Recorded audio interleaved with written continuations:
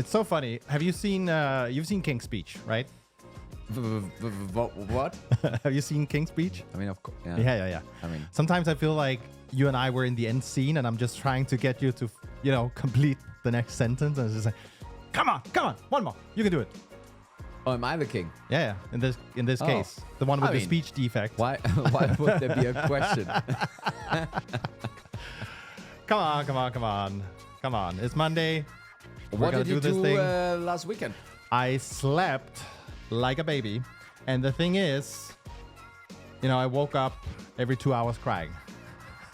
The thing is that ever since I've become a grown-up and I have too much alcohol. Since when is that? And then, yeah, true. And I go to bed and sleep. I have a terrible night's sleep for some reason. Yeah. It's just and it didn't used to be a thing. Now it's just, you wake up 3 a.m., just can't fall asleep again. Yeah, so we had a Growblock summer party on Friday, Yes.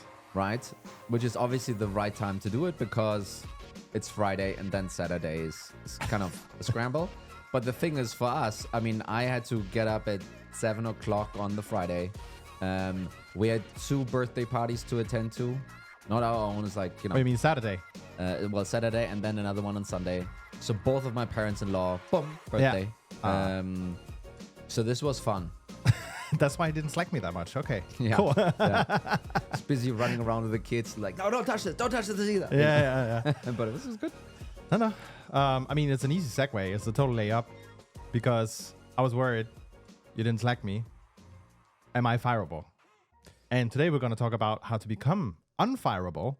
Just slack more with the CEO. Yeah, exactly. The more you slack, there's a slack CEO ratio you want to have. You want to be on the green side of that. Yeah, whichever. We're not going to tell you in this episode how, where on the curve that is. But, I guess that's the dream for a lot of people, especially after the couple of rough years we've been through.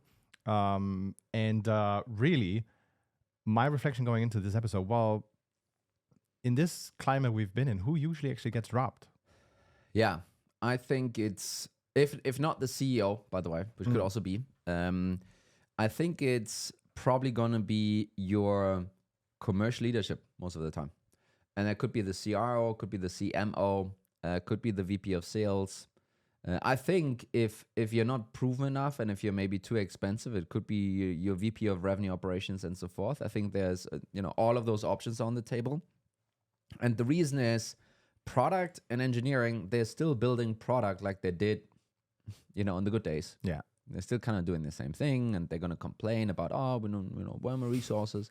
But the other side of the building, revenue, so to speak, they're not hitting the targets as they used to, and therefore they're going to be much more vulnerable to someone saying like, hey, maybe this is just not the right leadership. We tried all of these things, and the market should be coming back. The Nasdaq is going up. Where are all those buyers?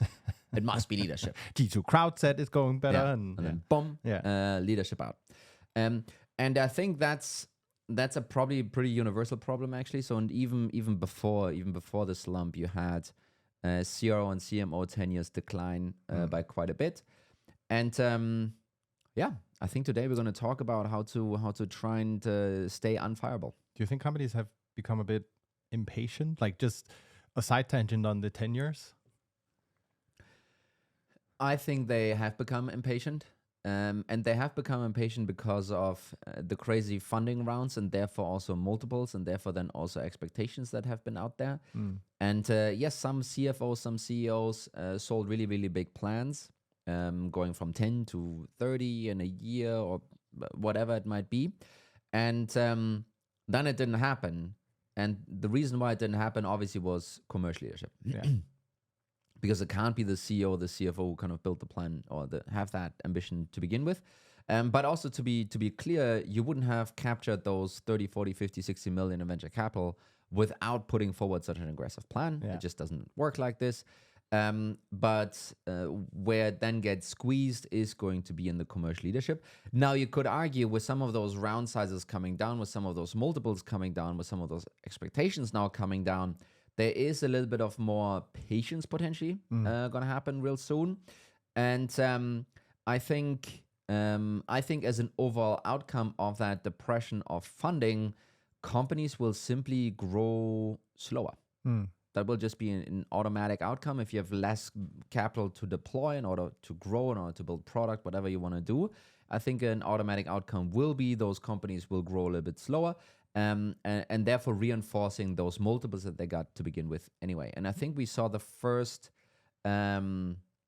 stats coming in where VC-backed companies dropped from 45% growth to 35% growth.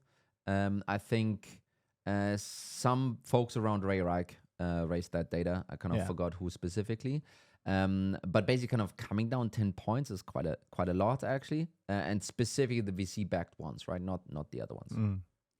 So before, I mean, we've obviously lined up some tips for how to become unfireable. But actually also before we head into the practical stuff, one more question for you.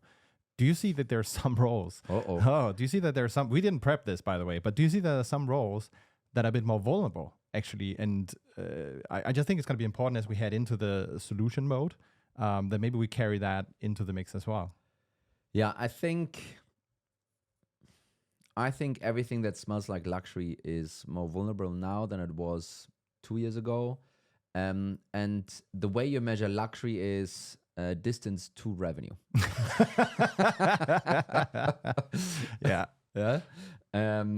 And if you're a podcast host, Mikkel, hey, my Slack CEO ratio is great. Yeah, you can measure the distance to revenue yourself. Yeah. But I think that's generally the thing. There was a big hype around community. Yeah, people don't have community folks anymore on their payroll.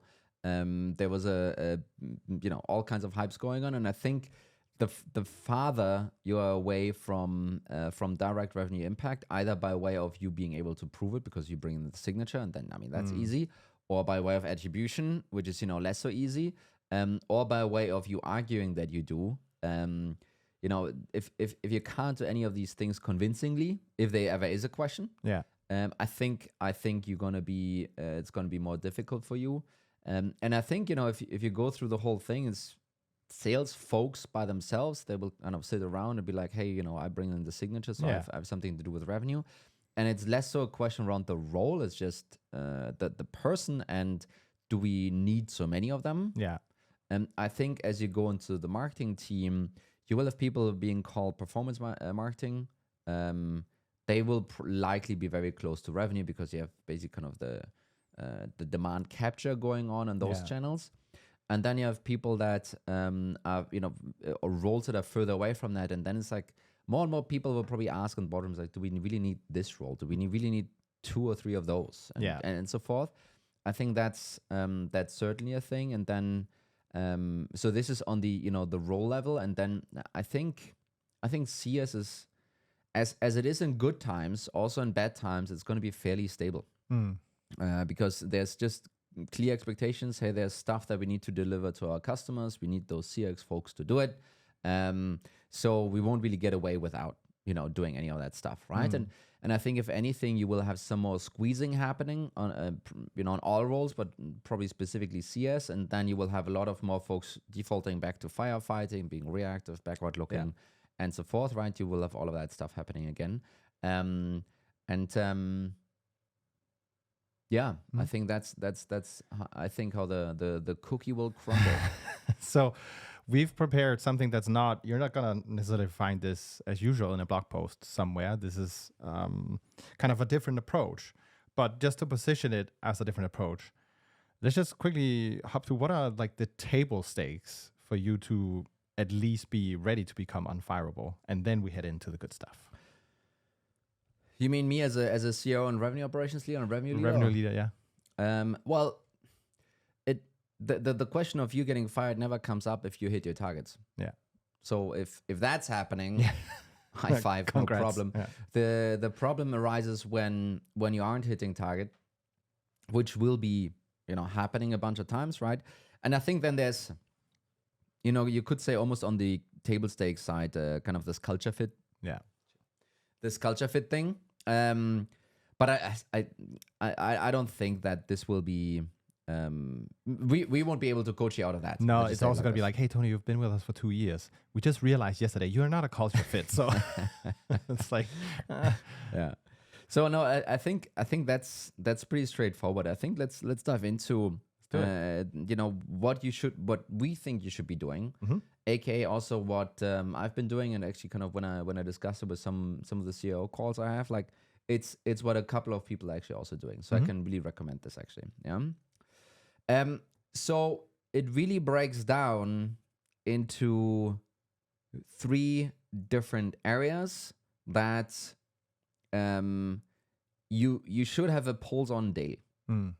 And it's really important to be able to look at some of that stuff on a daily cadence, because it helps you also drive the organization behind it, right? So ideally, if you can, you should be trying to look at things that might move daily, and you have a target for daily, right? So that's why kind of that cadence is pretty important. However, the way you look at this differs quite a lot, right? So let's go into the first one. And really the first one is surprise this quarter. Yeah.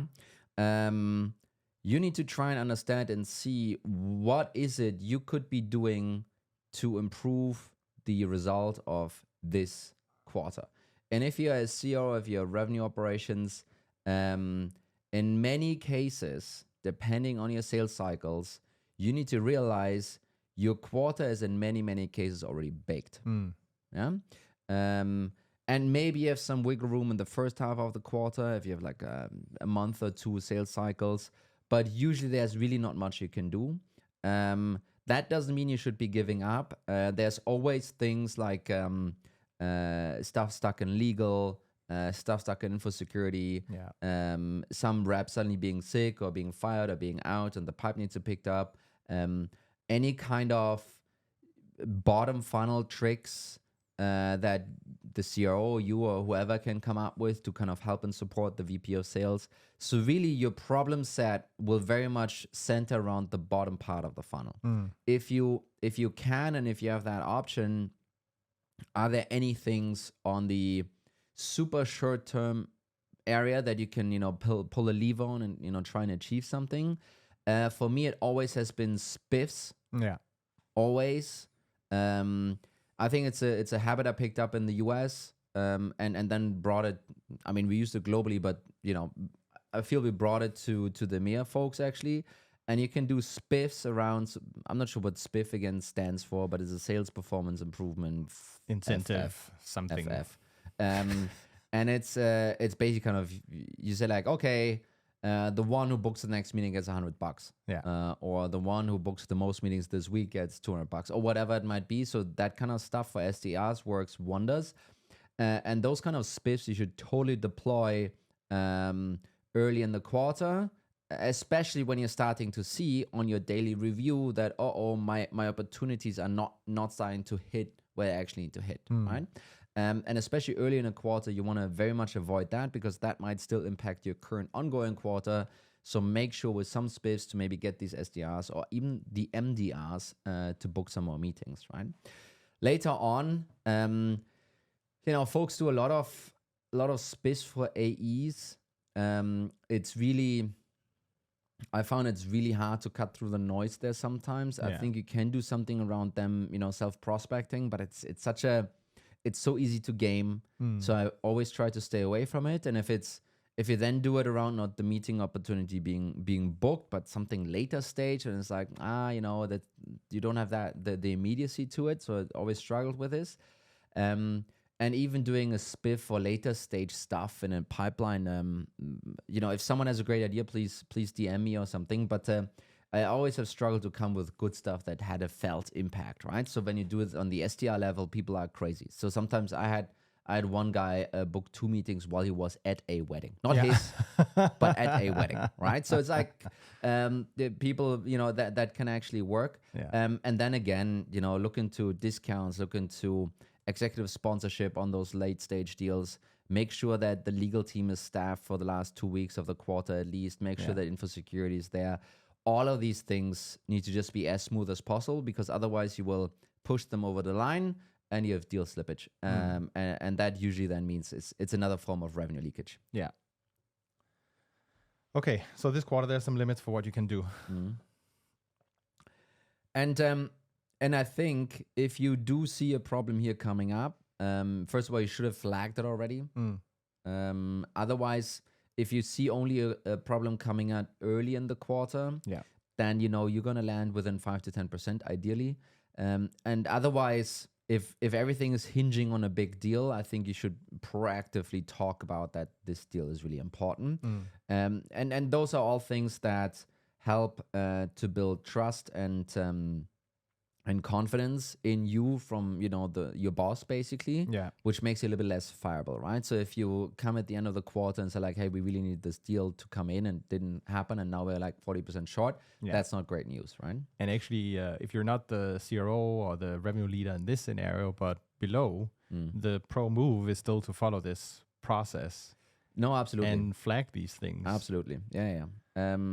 But so this is this quarter. Yeah. And I think this is where many CROs stop.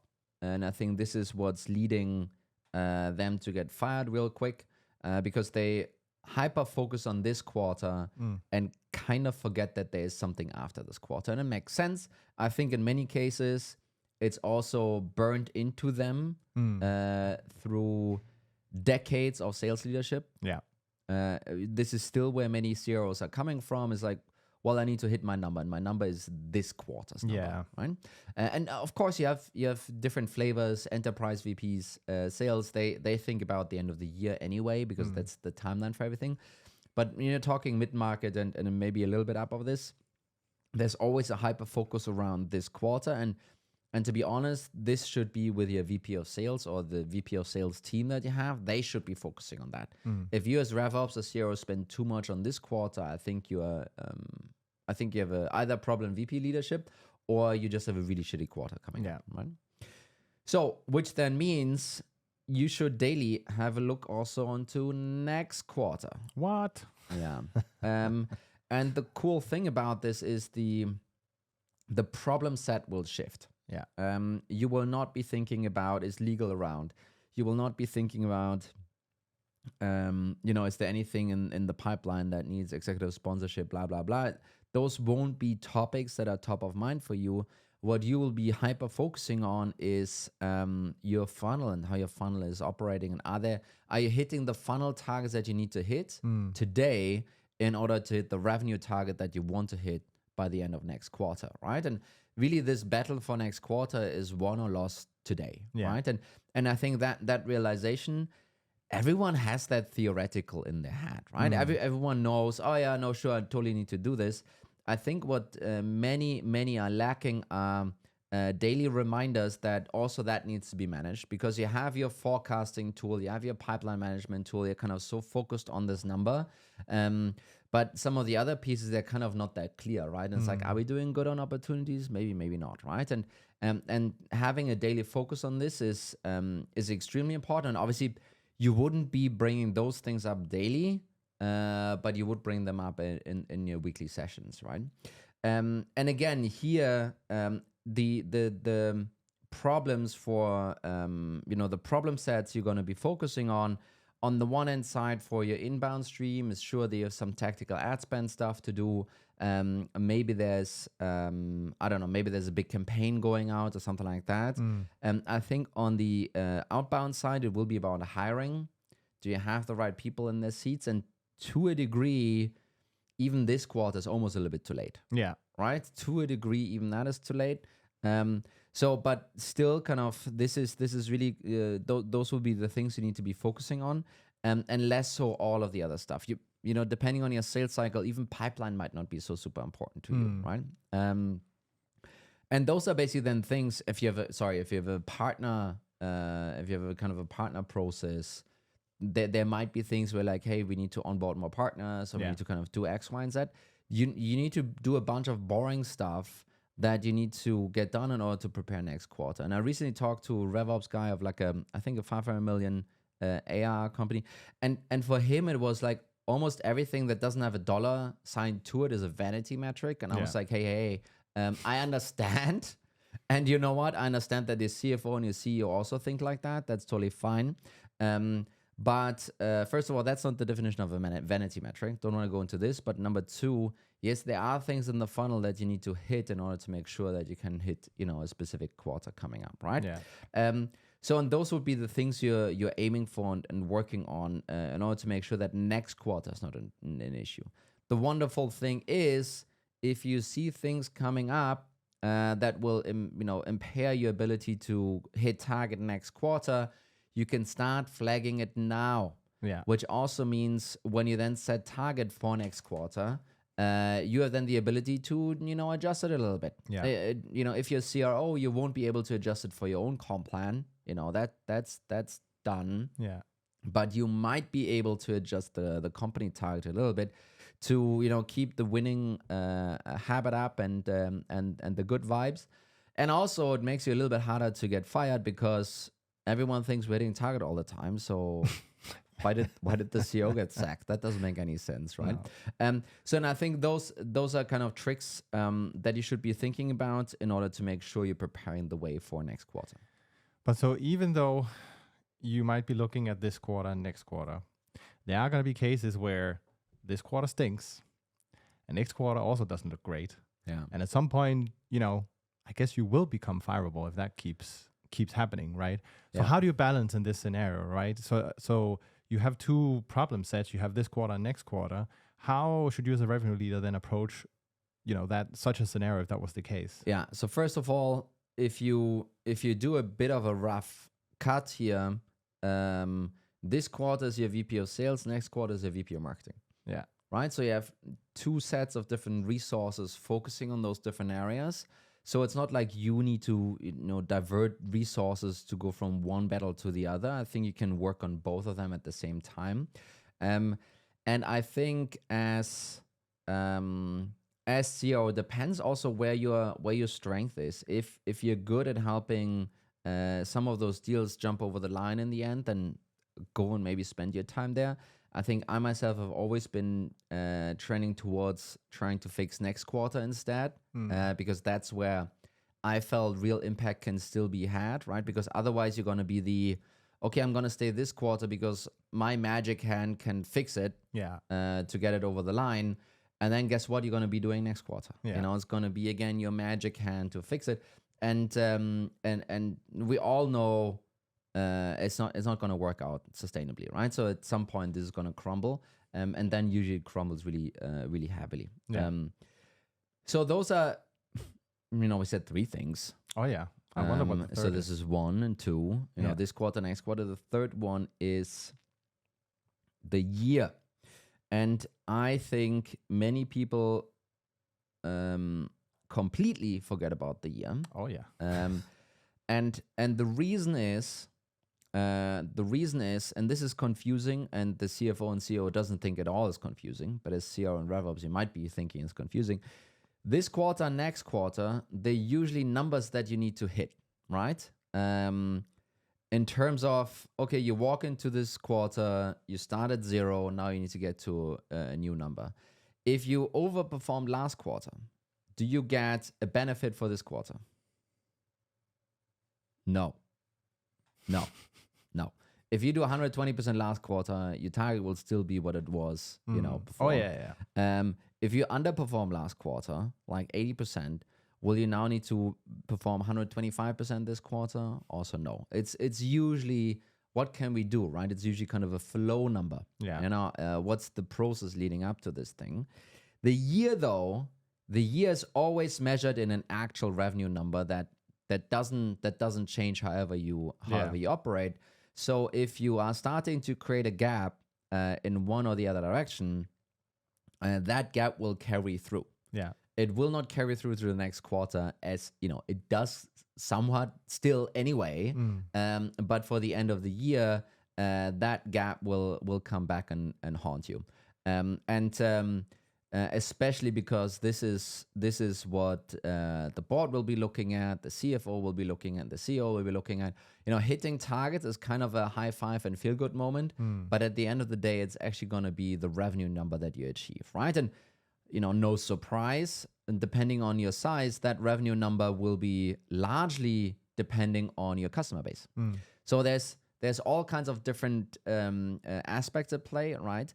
And the problem with this is you need to, first of all, work on some of the longer term stuff leading up to this, but you also will need to realize that, okay, we missed Q2, Q3 is a bit soft, and Q4 I think will be okay.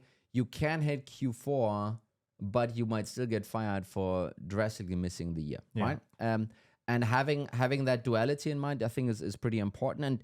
And what is it that you should be focusing on for the year? Obviously, if next quarter and the year is both Q4, then that's a little bit of a different thing. But generally speaking, all your bigger plays, all your bigger bets throughout the year, they will usually try and aim towards the year end and not towards the current quarter, right? So the easiest one, biggest revenue leakage usually comes from bad hiring, late hiring, the late hiring, all of that stuff. Then it won't be your marketing campaigns, but it will be bigger plays on the marketing side. Whatever you might have planned to do, they usually fully accumulate then in Q4, because when you plan the year, let's put it all into the end of the year, so we have some time before some of that stuff hits. And I think then there's also things like product releases and your assumptions and everything. Most of that stuff, if it has been planned for before and didn't happen, it will still accumulate towards your year end and will then have an impact there, right? Yeah. And I think one way to help you get out of this is to stay at least verbally in control and be able to pinpoint and tell to the folks around you and say, like, those are the reasons why we're lacking behind on the annual target, right? Yeah. And ideally you want to be able to point at things like, oh, the CFO put like a conversion rate improvement of 5% in here. Well, I don't know where he had this number from in the first place, but we didn't get to achieve it. Or, hey, we wanted to have an ACV increase because we released another piece of product. Well, we didn't release another piece of product and we didn't have the ACV increase. Yeah. So, you ideally you want to be able to not completely evade whose fault it was, but you want to have a bit of tracking going on to at least clear your back just a little bit. Because as a revenue leader owning the full number, you're kind of dependent on all the other pieces in the organization going well for you to then be able to deliver the number on time. It's a little bit, so we're doing sometimes some house renovations, and I talked to the painter there, and he was like, Tony, the painter always gets fucked. And it's like, I don't understand that. Well, the thing is, when you have a big house project, right? I mean, the walls need to get built, electricity needs to go in, all the other things I don't have a clue about need to happen. What happens at the very end? The paint job. Yeah. Right? Kind of paint needs to get on. But, while the start point is clear and the end point is clear, everyone has their own little delays. Yeah. And then the painter's like, you have 2 days. Yeah. And it's a little bit like with a CRO in that case, right? The product needs to work out. The economy needs to work out. HR needs to hire all the right people. Depending on, whether you own this, marketing needs to do the right thing and so forth. All of this is squeezed then towards the end of the year and, the revenue number. A lot of things need to go your way for the CRO to have, hands in the air and kind of celebrate. And I think while not pushing blame away, but at least being clear on why something was missed, I think that can help you retain your job. I also recall we had a very strict focus on just the commercial projects when working to make sure that they were actually being delivered, and if there were challenges, we and you knew about it, so we could act accordingly, right? And that's really what you're saying. You maybe want to avoid everything squeezing into Q4 by then actually monitoring the plan throughout the year. Yeah. And I think you will have smaller stuff going on, and then you will have bigger bets.